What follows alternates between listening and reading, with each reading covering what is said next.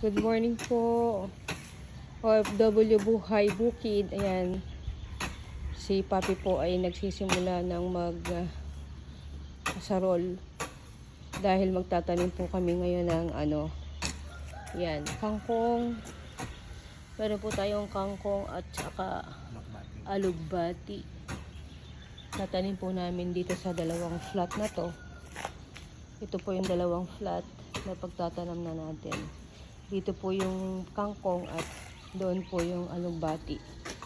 Yan, ganito lang po. Umagang umaga, pagising sa umaga. Kasama na rin po yung exercise.